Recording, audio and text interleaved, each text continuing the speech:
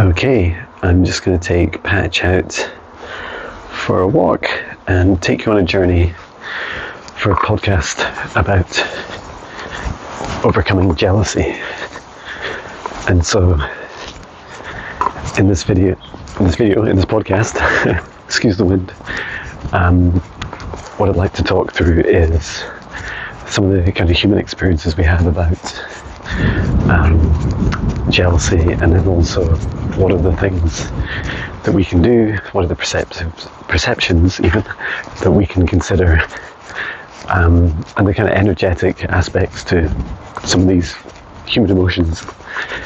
So I'm going to first start with, this is a request, so for those listening, I hope you enjoy it, I hope it resonates with you. If it doesn't, then feel free to move on to something else. So let's get into it. I would first like to describe a situation which is quite common to me. I think I have many examples of this, of being jealous of others, and I don't want to name names, it's not particularly important really, but what I'd like to do is just talk through examples, for instance, where, you know, I'm a YouTuber, I post songs every day, and I post music, and then there's quite a few spiritual aspects to my work, so meditations, darkness clearing, and vlogs and podcasts like this. And so at the time of this recording, I have around 1,500 subscribers, which I'm so grateful for. Just so many beautiful souls that fill my heart every day with such beautiful love, and their comments, their art, and their creations, just the connection with them is so powerful to me, and there's so many benefits to me. So I just want to kind of put that out there. But when I look, it's easy in this kind of 3D paradigm, the human emotions, to look at other YouTubers. Let's, for the sake of this podcast, call them a guru. And by that I just mean someone that is, claims or believes they are very spiritually advanced, and they have a large following. They have maybe tens of thousands or hundreds or even millions of followers. Well, it doesn't really matter about the platform, whether it's YouTube, Instagram, TikTok, Snapchat, whatever it is. And so it's very easy for me, or any human, to look at these people and see, well, wow, look at them, they're like, excuse the road noise, look at this person, they look so young and fit and healthy and happy, they've got a body that just looks incredible, their life seems like a permanent holiday. Like they're not like me, they don't seem bogged down by day-to-day troubles, they don't seem to be kind of enslaved by some sort of day job or career that they're just not happy with, and they say all these things that are so insightful. Like they talk about spirituality and the messages they get and the feelings they have for the future and ideas about practices, and their knowledge is incredible. I mean, you could go on and on forever. And of course, what's the kind of lack mentality in me is thinking, well, how do I fit into that? I feel like,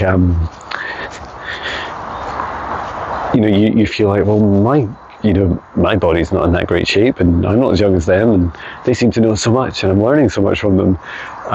And so it's very easy to feel jealous. You just feel like, well, it's a human emotion. And so, as part of that journey, I think what's incredible is you realize that there's a reflection of this kind of person outside of you, and it's a reflection of some of the lack inside of you. So, you might be looking at yourself in the mirror thinking, well, I want to be in better shape. And you see this other person, you kind of latch onto their body and you think, there's a representation of what I would like to be like.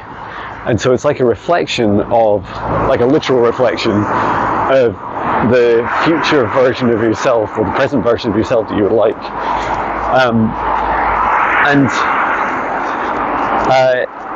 I feel like, first of all, the worst thing to do is to compare people.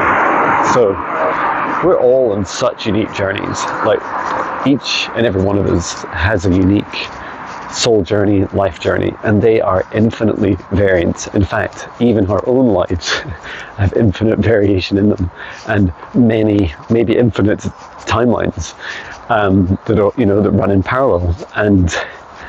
And so when you compare yourself to someone else, like, it's not fair. It's not fair to compare something that's so different. And when we think about the spiritual awakening journey, for instance, it's a great example of how it's just different for everybody. It's like the universe decided that it's trying to learn what is the best way to awaken souls, and that it's trying out like different, random variations, and that as part of that journey, you're just thinking, well, it's just trying to experiment in different ways and learn like what works best, like different speeds, different ways of doing it, different levels, different dimensions of it. So I think that aspect is really important. The other, and I feel for myself, for instance, that my last big awakening's been through 2017 through to now. It's still ongoing, and it's just different, right? It's different in a way that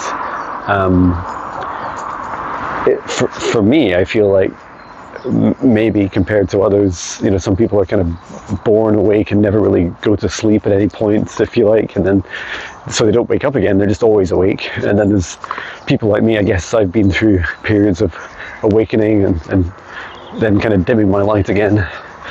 And the really interesting aspect of the awakening journeys is there's some people now, I think many people now, that are going through much faster awakenings.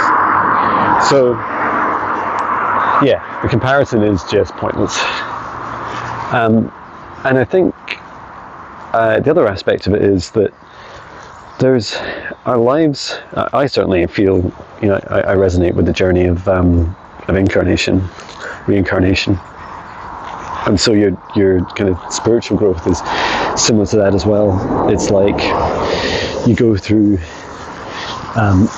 different awakenings and different different challenges in different parts of your life, and so when you do that, you can patch. And so when you go through those aspects in your lifetimes, sometimes you're creating, you end up creating kind of karmic situations. You end up where you're, maybe in the past you were, you were more dominantly, acting in darkness, if you like, acting in lower vibration emotions and actions and everything in between. And there's a lot, it's a lot to wake up to. When you awaken in this lifetime, you realize I've got a lot of work to do. I've got like my shadow work to do in this lifetime, like all the mistakes I've made. I've got to somehow reconcile the fact that, there's this beautiful, perfect, kind of unique source of the universe, and then there's me as this human, and I'm connected to this source and I'm part of it, but I'm also part of the darkness.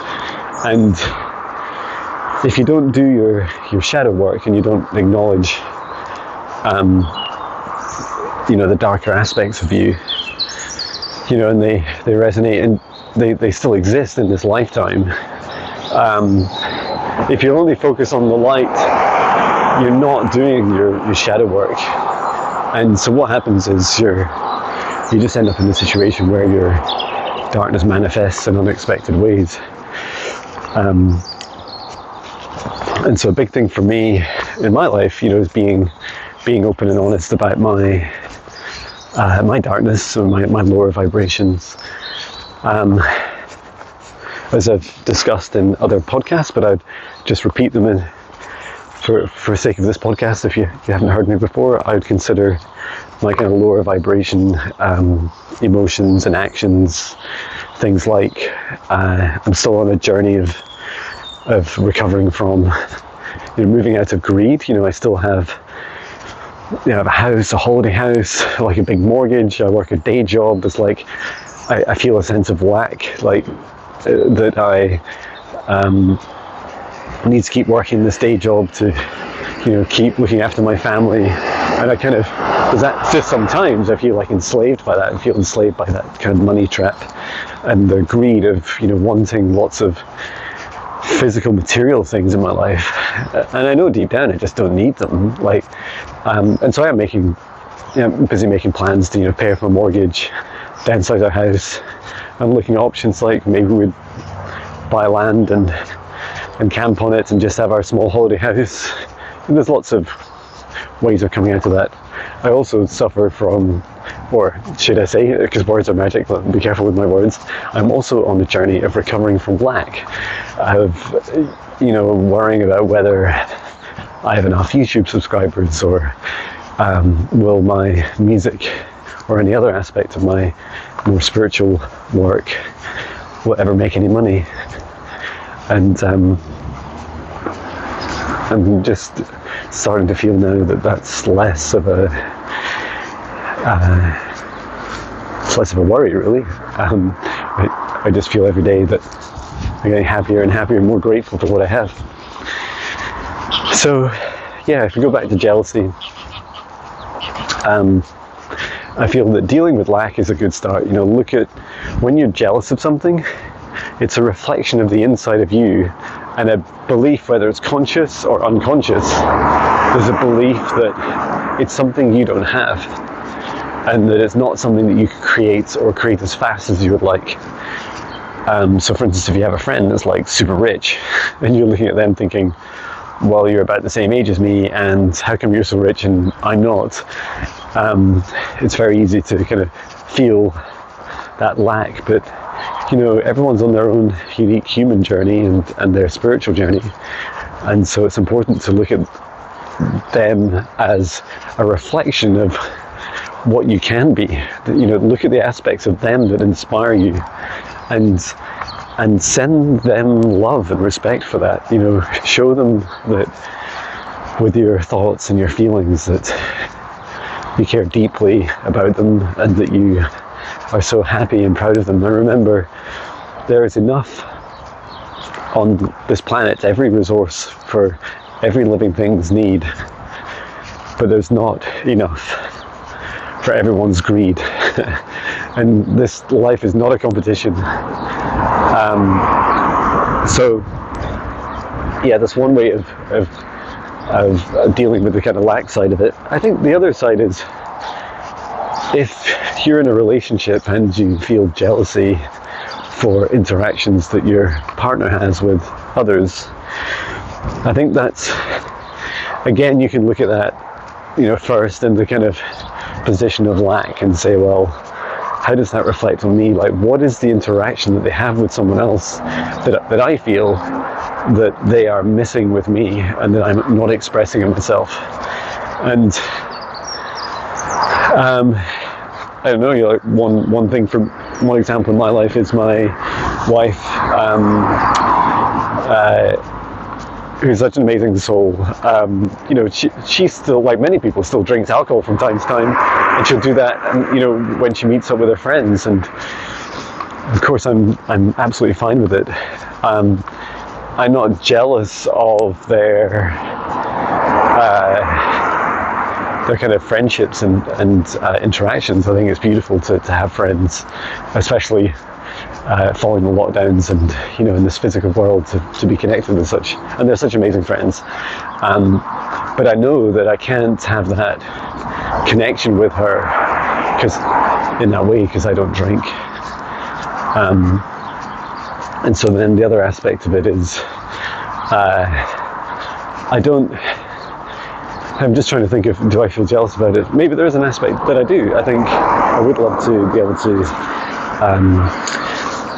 come on, Petch, come on. Yeah, I would love to be able to just do that sometimes. Yeah. But I can't, you know, I can't drink. So I think what is the connection that my wife enjoys with her friends, and so I'll always be around her and her friends when they're drinking, and it's absolutely, you know, it feels good. It feels good to connect and make an effort, and, you know, to practice non-judgment. Just like the times that, you know, for instance, when my wife was pregnant with our kids, that I drank and she didn't. That was a long time. So yeah, the other thing to think about is if you're jealous of someone in a relationship, in that, you know, someone is, the way that they're interacting with your partner is like that, and you maybe feel that the relationship is not entirely appropriate. And that it's that aspect that you're jealous of. Then the other thing to do is, you know, talk to your partner about it, explain how you feel, explain that, first of all, what it is. You know, is it the fact that your partner talks to this other person when you feel like it would be better if they talked to you? And just discuss, you know, what aspects of those interactions that you feel would be would really be good for you to be able to have with your partner. And also, you know, there's also the kind of sovereignty and boundaries perspective. So when you trust your partner, it's great to be able to trust them, to know that if you really love someone, you'll let them be free, you'll let them have the relationships that they want with others, and you'll let them and, you know, do it unconditionally. You know, don't hold feelings back, don't suppress them, do share them. But ultimately, letting someone, you know, go on their own journey, being free in their relationship with you, really helps the trust between you grow. And, you know, when I think of the trust my wife and I have together, is, you know, she's incredibly trusting of my, you know, she's not like super into, you know, spirituality, and she's very trusting of the things I do, like the incredible amount of effort I put into music. She sees that it makes me happy and it makes others around me happy. That I do in meditations, you know, I do like one-to-one meditation and darkness clearing sessions, and she's very supportive of those. And then there's also just aspects of, you know, the interactions with other people that I have. And I think what's great about that is, although it's not people that she maybe would immediately connect with, she's very trusting of my relationships and interactions. Yeah, so, and likewise, you know, myself and my wife, like I absolutely trust her, and we've often said to each other, you know, we would, at any point, we would rather have a conversation where, you know, if either of us wanted to change anything about the relationship, or even end the relationship, that we would talk about it first before we ever acted. And I think that's a really beautiful agreement. You know, it gives such trust, and I feel safe in that perspective. I feel safe that I can express myself freely, and know that if I ever pushed our relationship too much or did something that upset my partner, then I would, at very least, I would be, warned, and we'd have a frank and open discussion. So, yeah, in jealousy, I feel like for me, I'm not really jealous of people in the physical world so much. Sometimes, more I see them, everyone has like their interactions with social media, and it's very easy to be jealous of the kind of aesthetic, 30 second, 10 second, 30 second, or like minutes, or even an hour-long video you watch of someone in their life, and you think, wow, I would love all those things. Why don't I have them? And a better way of looking at those interactions is saying, I am all these things. I am all these people that I see. And when I choose to, create, accept that I'm an infinite creator, when I choose to invest in my self-care and my body and my diet, when I choose to follow my dreams and step into my highest aspect of myself, I'll be even stronger than the kind of projection that I put onto this other person. So, yeah, I think that's really a beautiful way of looking at it, is that there's no need to be jealous. We are just the different aspects of everyone that we interact with, every living thing.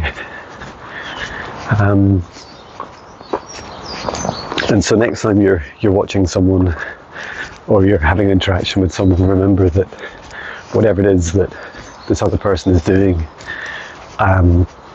is something you can do. And it might seem impossible, whether it's money or physically or whatever the reason is, but know that if you put your mind to it, the intention, and open the door to it, you can be that. You can be that aspect of that person that you admire so much, and more. It's not going to be in exactly the same way. So I just wanted to cover that off with you. It was great to talk through some of the lower dimension aspects of being a human, and I look forward to hearing from you. Like please put in the comments, or contact me on the contact details of my profile. What experiences you've had with jealousy and lack, and how that affects your view of social media or others in your life, or your relationship. So yeah, thank you so much for listening. Sending my love from Scotland. I love you.